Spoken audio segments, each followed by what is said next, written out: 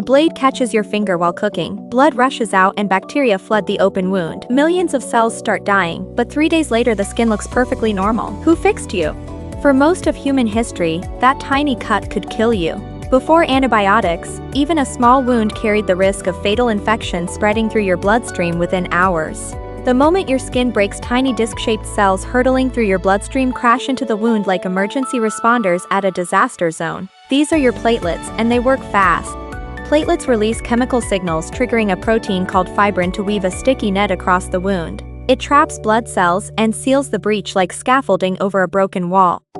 Behind that seal, white blood cells pour in and devour bacteria one by one. The redness and swelling you feel around a wound is not damage. It is proof your immune army arrived.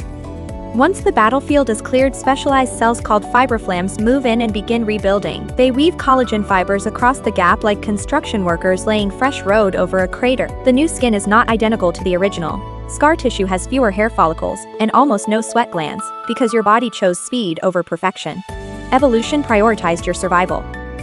Here is what nobody tells you. That entire battle happened without a single conscious thought from you. Millions of specialized cells ran a coordinated rescue mission you never even noticed.